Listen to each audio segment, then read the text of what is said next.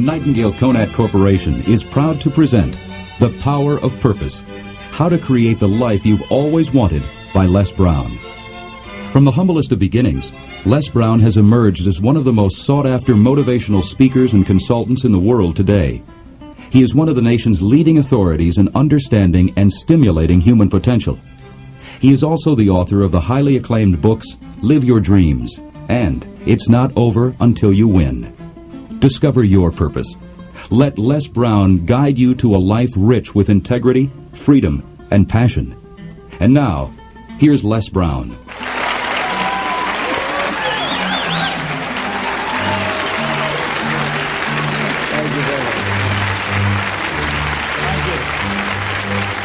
I want to talk to you about those that are making it today, or what it takes to make it today. In a time of great uncertainty, and a time of change that's taking place around the world, and a time when people are feeling a great deal of anxiety and fear and reservations about the future, at a time when people are going to work and don't know whether or not they will have a job when they get off, and not necessarily because of their performance, but because of what's happening in the economy. At a time when there are challenges, more so than ever before, in personal relationships. We look at what's happening on the crime level and what's happening with our youth. That many times I'm sure that we've all taken time just to stop and reflect. Many times when we hear what's happening in the news or read the newspapers, where's all of this leading to? What's going on here? And so I think that now more than ever, we must begin to look at what are the things that we can do that would put us on some firm footing in life, that will enable us to do some things and use some powers that we have, that many of us go through life never ever discovering that we have those things going for us. And part of that, I believe, is knowing what it is your life work. What is it that gives your life a sense of meaning and purpose? Because once you find that, it puts you in your power place. See, if you know what your life work is, I encourage you to start working on it. If you can't do it all at one time, do just a little bit of it. And if you don't know what it is that you showed up to do, if you don't know why you're here, I encourage you to find out what your purpose is here. What is the meaning of your life? What will be different? Have you ever asked yourself that question? I've done that. I remember coming from a friend of mine's funeral, and I was reflecting on how much time I had left. And I went for a walk in a park thinking about this guy whose life was so promising. And I mean, he wasn't an old guy. He was quite young, in fact. And I thought about all of the things that he said he was going to do, and he never got a chance to do those things. And I started thinking about my own life and how much time I had left to do the things that I would like to do. And at that time, I wasn't sure what my life purpose was, what my life's work was. I wasn't sure about it at that time.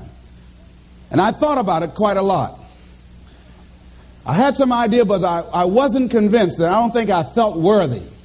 I didn't believe that it could be me to do this kind of work that I'm doing right now. And I say to you that if you begin to take a conscious effort to find out what it is that you're supposed to do, I say that it can literally save your life. I said that it can literally save your life. I was telling a group of people of a study that was conducted. Dr. Larry Darcy, who wrote a book called Recovering the Soul, he said, human beings are the only living species that has achieved the dubious distinction of dying or having a stroke or a heart attack on a certain day. If you ask most people, what would you say the primary cause of why people will have a heart attack or stroke? Many people will say, well, because they smoke cigarettes, or because of high cholesterol, or because of stress, or because of obesity. And all of those things are contributing factors. But ladies and gentlemen, more heart attacks take place in this country on Monday morning between 8 and 9 a.m. That's when the majority of people who have their first heart attacks have them. 85% of the American public, according to recent studies, are going to jobs that they hate, working on jobs that do not challenge them. They get sick thinking about going. Migraine headaches after the Sunday afternoon football game or 60 Minutes, the anxiety began to build. And come Monday morning, they drop dead of a broken heart. Some of you ought to think about not going to work on Monday.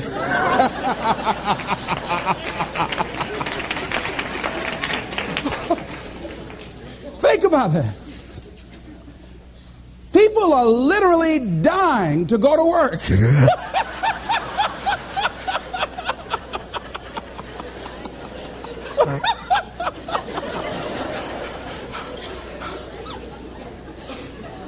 Because, see, when you go to a job and you already know how far you can go, you can already see that proverbial glass ceiling.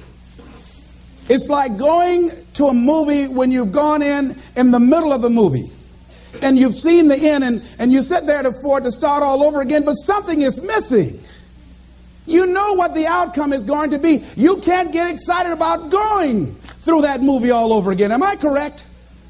See, when you're going someplace and you already know how much you're going to make, you already know how far you can go, you're in a dead-end position. It erodes your self-esteem. It lowers your sense of yourself. It creates some inner turmoil. It creates an emptiness in you. So I say that your life is worth finding what it is that you're supposed to do. And I'm not saying quit your job. I'm saying find it and do just a little bit of it. When I wanted to become involved in speaking, I started just learning quotes, listening to other people's tapes, going to seminars, going to workshops, asking other people to help me. Just start working at it just a little bit, but do find out what your work is and hold on to it and don't let your dream go. Don't let it go. See, and here's something else I want you to begin to look at. Why is it that most people don't pursue their dreams or don't do better than what they're doing if they're capable of doing it? I think that many of us don't go the next step because we don't know what to do yet. And I say that the reason that we don't even explore the possibility of what to do is because subconsciously we don't believe that it can happen for us and we don't believe that we deserve it. So here's what I'm suggesting. How much time do you spend working on you? How much time do you spend every day working on your dream? In the last 90 days, how many books have you read? In the last year, what new skill or knowledge have you acquired? What kind of investment have you made in you? So I'm saying that as you begin to look at where you want to go, if you want to make it today, and things are changing so fast you have to literally run to stand still, I'm saying that you've got to make some conscious effort to begin to work to develop you. Here's something else. Most people are not living their dreams because of fear, ladies and gentlemen. I was in Columbus, Ohio yesterday speaking for a particular Ohio department. A young lady named Karen who greeted me, who organized the event. Very talented, very skillful. And she was talking about she wanted to become involved in the consulting business. I said, why aren't you doing it? I said, you have the abilities. I said, you're not here because they like you. You're here because you're doing the job. You're making things happen.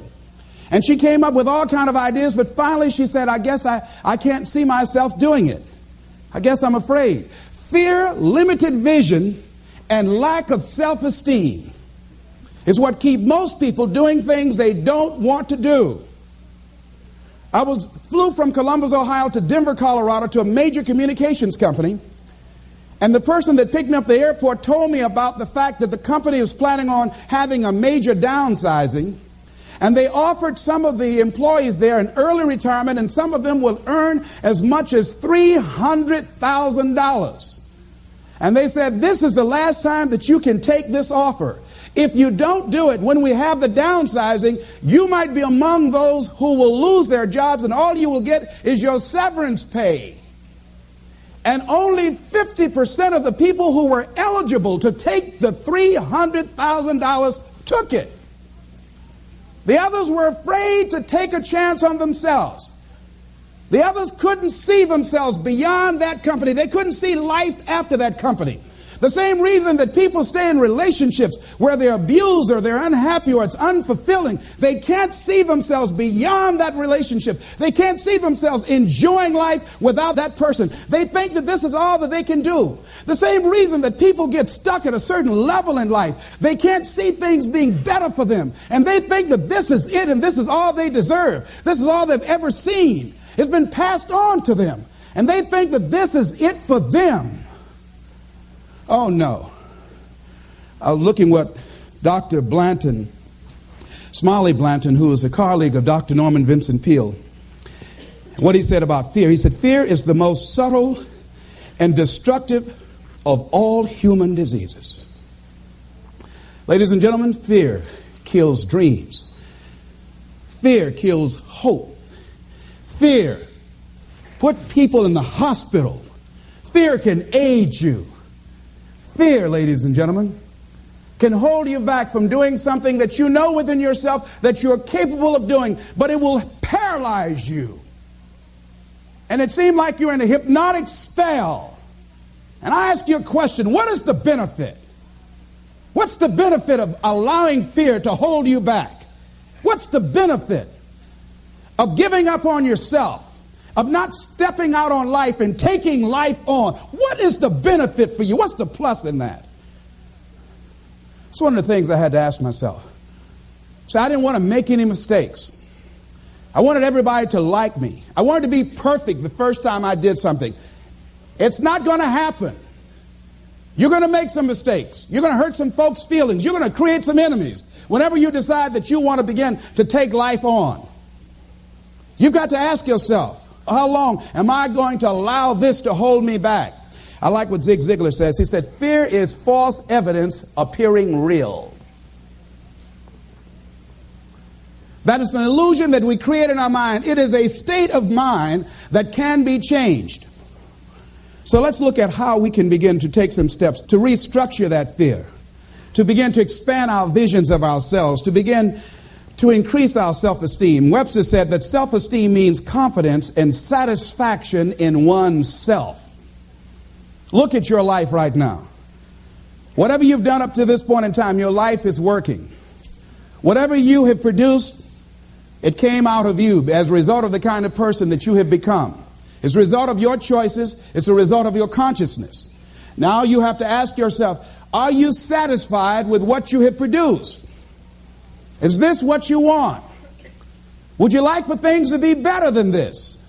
Do you believe that you deserve better than this? Or are you content? This is it. You don't have to do anything else. That you've already resigned yourself in life and say, well, I'm happy. I'm not starving like the people in Calcutta.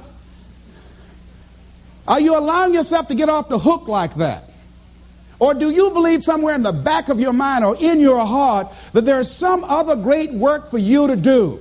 There's something else that life has for you. And that's why you're here. How do we handle this fear factor? How do we increase our self-esteem? You have to begin to fortify yourself. How do we do that? I believe that you have to begin to consciously monitor your inner conversation and start talking to yourself. Start building yourself up. Sometimes the only good things you will hear about you are the things that you say to you.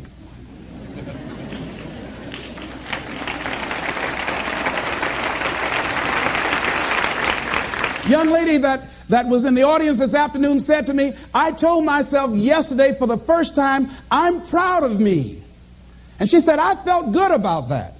So I'm saying learn to be your own booster. Start building yourself up. Start encouraging yourself. Start saying, I can do this. I can make this happen. When I started thinking about becoming a speaker, I said, yes, I can do this.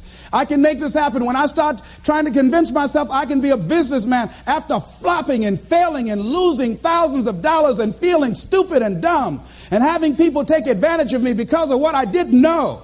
I had to talk to myself because people were saying to me that I was dumb. And somewhere in the back of my mind I was saying, you're right, look at what I've done. I had to say, no, Les. Hey, come on, man, get yourself together. You can handle this, you just haven't figured it out yet. It's all right. This is your training period. This is the tuition you have to pay for what you don't know. You can do this. Other people have done it. It doesn't take an Einstein.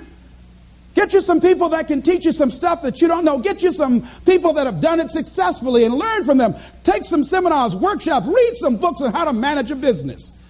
Change the way you see yourself and begin to tend to the personal details. Understand that nobody's going to take care of your business better than you. And when I start changing that kind of mindset of beating myself up because of my mistakes and start looking at the possibility of my doing better, of my making the adjustment that would enable me to do what I want to do successfully, things begin to change. And I'm saying, stop beating up on yourself. You do it. I know you do it. I've done it. It's a natural inclination for us to put ourselves down. See, we are born negative, I think, in a negative consciousness because we live in a negative world. So you don't have to teach children to lie. They'll lie automatically. Did you wet in your pants? No, I did not. Well, what is that? I don't know.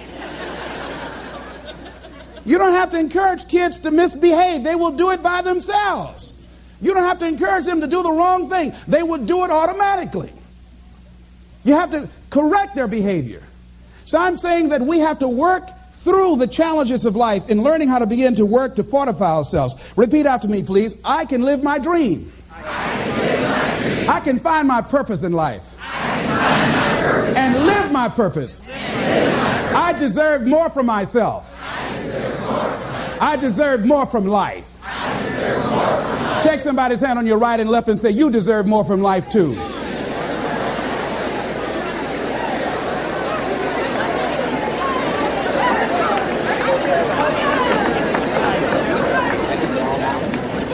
Here's some other things, ladies and gentlemen. Begin to guard your mind against negative programming. Like turn off the television. Don't watch the news. Don't watch it. I think that more people have a sense of hopelessness and anxiety about life. If you look at the news, you cannot feel good looking at the news. You'll be scared to death. You're scared to go to sleep. I mean, it turns your power down. You've got to be conscious of that. Don't pick up the newspaper and read it. No. Just try this. Just experiment with yourself. Now, if your job depends upon you knowing certain things, let somebody tell you just about those things. But start filtering the stuff you allow to come in your mind. You know that song you used to have? Say, don't let nobody bring you no bad news. I tell my staff, look here, don't tell me any bad news while I'm on the road. Let me handle it tomorrow. I don't like anybody to tell me any bad news at night before I go to sleep. I can't do anything about it anyhow. Why let me go to sleep with that on my consciousness? No, and my staff, they know that. Say, let it wait till tomorrow. And I have a period of time. Tell me bad news between 10 o'clock and 12 noon. After I prayed and meditated and read my books, I'm fortified, I'm ready to handle it. I deal with it, and then I'm out of there, and I'm going on to something else. So you've got to guard the kinds of things that you put in your mind. See, if you don't program your mind will be programmed because human beings are goal-oriented. That's why we die of broken hearts early. That's why we're running through life to early grades. We're going through life, ladies and gentlemen. And I think that Henry David Thoreau said that most men live in quiet desperation. Most of us go through life running scared. Larry DeAndre, who I think is going to be one of the greatest motivational speakers around today, told me a true story of a friend of his that every day when he came home from school, when he would get to a certain block in his neighborhood, there was a neighborhood dog that would chase him. And that dog would start after him barking. Boy, he would run, just running from that dog every day. Finally, he just got tired of that dog chasing him every day. He said, this dog come around here today, I'm going to take a brick or something and bust him in the head. So he was walking home that day, minding his own business. Sure enough, same area, there was that dog there. And the dog started barking. He started running. He saw a brick, and he stopped and picked up the brick and turned around. And the dog got close to him. He realized the dog didn't have any teeth.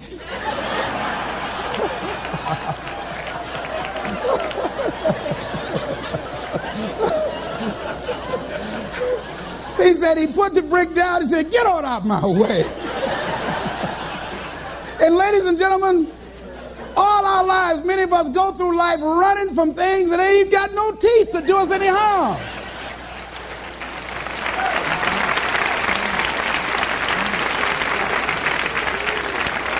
Haven't you been afraid to do something, and then after you did it, you say, "Whoa, if I'd known it was this easy, I would have done it before"? Haven't you ever had that experience? Raise your hand.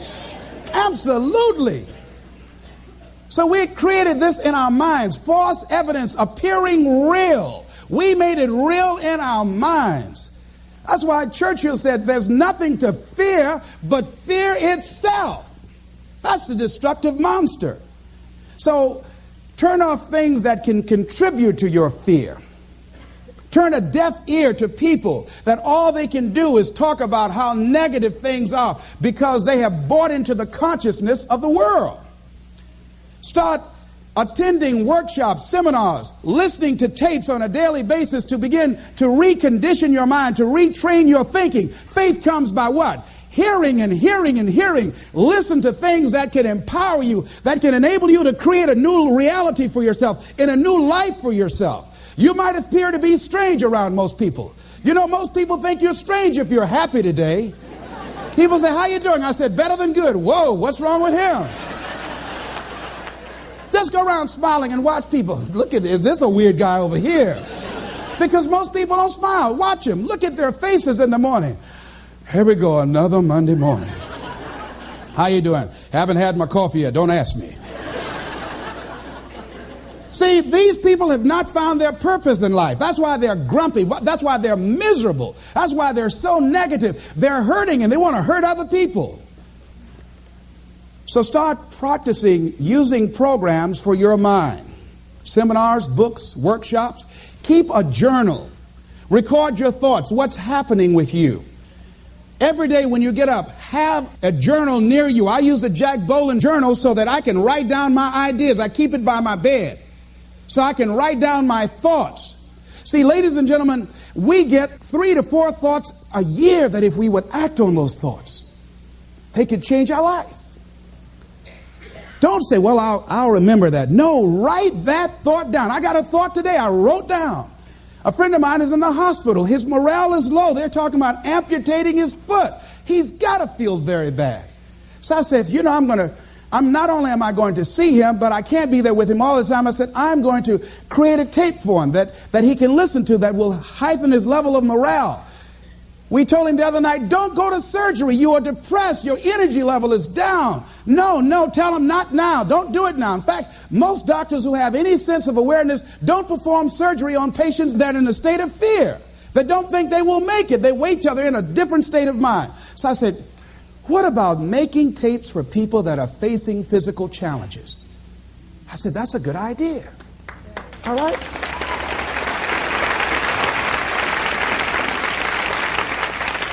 See, there are ideas that can come to you out of things that appear to be negative. I have a friend out of Chicago, just met him. He was 23 years old. And this guy, he went financially bankrupt 2 years ago, ruined his credit. Guess what he decided to do? He found a blessing in it. He wanted to restore his credit. It was very challenging, very difficult. And he realized that a lot of other people during these particular times had ruined their credit. So now he started a credit repair business. Last year he earned over $100,000 helping people to restore their credit. I met a young lady who attends this church, that she was at her father's funeral and she was putting flowers on her father's grave, and she looked around and saw the other grave sites. They did not look well groomed and they were not attended to on a regular basis. She started a grave site maintenance business. Out of that tragedy, something positive has come out of it. And now she's earning more money doing that than on her present job. What idea are you sitting on? Write your ideas down. And then, once you get that idea, take the leap. Hello? Take the leap. See, a lot of people get the ideas and just walk around with them. Have you ever had an idea and all of a sudden you looked around and somebody had that idea and gone with it? Think you're going to be going with my hospital idea. Forget that, buddy. We will be out there together, Jack. Take the leap. See, it's out here in the universe. If you don't take the plunge, I guarantee you, somebody else will. Take the plunge. Go into action. And ladies and gentlemen, you will be surprised how things will come together. You'll be surprised. Now, you're going to have some difficult challenges. I can tell you that now. Be aware of that. Things are not going to work out exactly right. For a time they will, sometimes. And that's when life is just playing a game with you. Want you to feel good and relax. And then after a while, say, okay, the honeymoon's over now. And then life will come over there and slap you side the head. Say, what you doing out here? Well, this is my dream life. Is that right? Come over here a minute. Oh, you went to the seminar, huh? Come here. I can tell you that. But ladies and gentlemen, go into action with your dream. And don't avoid where the fights are. Get in the midst of the fight. And get some hickeys on your head. Get knocked down so you can learn how to fight, so you can hold your position. See, most people don't get out in the arena of life because they don't want to fight. Most people don't get out there because they don't want to get knocked down. They don't want to be dropped to their knees.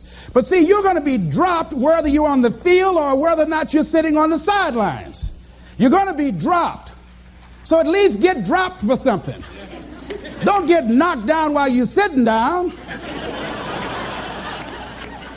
See, that's how most people are spectators in life. You don't want to be a spectator. You want to get out in the field where the action is. And you will be amazed. After the struggle, there will be a calm period and things will begin to click for you. Come out here with what you got. You don't have enough money? Don't worry about it. You got the dream. You got the idea. You don't have enough resources? Don't worry about it. You need some help? Don't worry about it. You get out here in the arena, someone will look at you and become inspired and say, hey, can I help you? But if you're sitting up on the bleachers, nobody's going to ask you anything. You've got to get into the flow of action. Frances Harth called me from Chicago. She had been sitting on an idea of a show that she wanted to produce for 10 years called Mind-Body Connection. So someone saw me speaking in Chicago at a sorority convention and said, I saw a guy that perhaps can host this show for you who has energy and charisma. She called me. She was so fired up. I said, listen, on the day that you want to do that, I'm speaking in Chicago. I can do it for you. And I said, by the way, I met somebody 2 weeks ago in Baltimore who has an idea of the same type of show, and she's doing it on radio. Why don't you call her? And then she called me back. Who else would you suggest? I said, well, I know Deepak Chopra. He wrote the book called Quantum Healing, and Bernie Siegel. Could you get his number? I tell you what, I have a friend named Jack Boland at the Church of the Day. He knows how to get in touch with him. Call him, and he will give you the number so you can get in touch with Bernie Siegel. That lady started calling all around. Did not have the resources, but she had this idea and dream. And she said the other night when she came before the audience that had gathered in the studio, she said, I feel like I've been pregnant for 10 years. And tonight you're going to witness a beautiful delivery. And it was. She said, I couldn't believe, Les, how things began to happen, how it all began to come together. And how many of you ever started on some dream and you didn't have all your stuff together, but you just went out there with nothing but faith, and things begin to happen for you? Raise your hand if you know what I'm talking about. Ladies and gentlemen, those hands up there, it's proof. The proof is in the pudding. These people have demonstrated it. And if they can do it, you can do it. You can do it.